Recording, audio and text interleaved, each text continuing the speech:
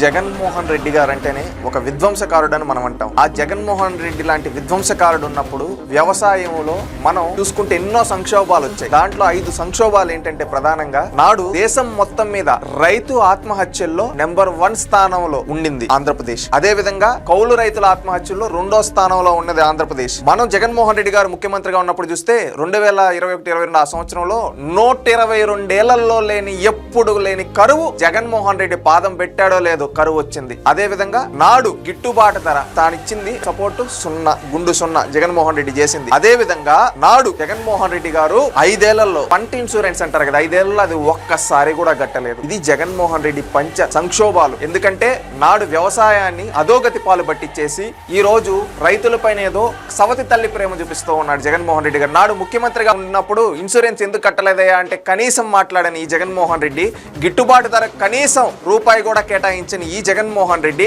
నాడు రైతు ఆత్మహత్యలు జరుగుతుంటే ఇది కామనే కదా అన్న విధంగా అన్న జగన్మోహన్ రెడ్డి నేడు ఉంగేడుపులు ఏడుస్తూ కావాలని ఈ రోజు రైతులకి కూటమి ప్రభుత్వం వచ్చిన తర్వాత గిట్టుబాటు ధర కల్పించింది. ఇక్కడన్న పంట ఉత్పత్తి పెరిగిపోయి మార్కెట్ లో ధర లేకపోయినా ఆ మార్కెట్ ధరను ప్రభుత్వమే భరించి రైతులకి న్యాయం చేసింది. ఈ విధంగా రైతులకు అండగా నిలబడుతూ అదే విధంగా ఏదైతే చెప్పారో ఎన్నికల్లో హామీ అన్నదాత సుఖీభవ అది క్వార్టర్లీ వేస్తూ రైతులకు అన్ని విధాలా అండగా ఉంటే ఈ రోజు ఈ జగన్మోహన్ రెడ్డికి ఏంటంటే ఇప్పుడు ఏది చూసినా మనం లిక్కర్ కేసు చూసినా మళ్ళీ అదే విధంగా డ్రగ్స్ కేసులు ఈ విధంగా అన్ని తాడేపల్లి ప్యాలెస్ ని చుట్టుముడుతూ ఉంటే ఈ రోజు టాపిక్ డైవర్షన్ కోసం రైతుల పైన సవతి తల్లి ప్రేమ చూపిస్తూ ఉన్నాడు ఈ జగన్మోహన్ రెడ్డి. తానున్నప్పుడు ఆత్మహత్యల్లో నెంబర్ 1, నాడు కౌలు రైతుల ఆత్మహత్యల్లో నెంబర్ 2, అదే విధంగా 123 సంవత్సరాలు ఎప్పుడూ లేని కరువు జగన్మోహన్ రెడ్డి పాదం పెట్టిన తర్వాత 2021-22లో వచ్చింది. అదే విధంగా నాడు ఇన్సూరెన్స్ కి జగన్మోహన్ రెడ్డి కట్టింది 0. అదే విధంగా నాడు జగన్మోహన్ రెడ్డి ఉండేటప్పుడు గిట్టుబాటు ధర కనీసం ₹1 కూడా ఎక్కువ వేయాలి. మార్కెట్లో ఎంత ధర ఉంటే వాళ్ళు అమ్ముకోని, అంతేగాని ప్రభుత్వం తరపు నుంచి గిట్టుబాటు ధర కేటాయించింది గుండు 0. ఈ విధంగా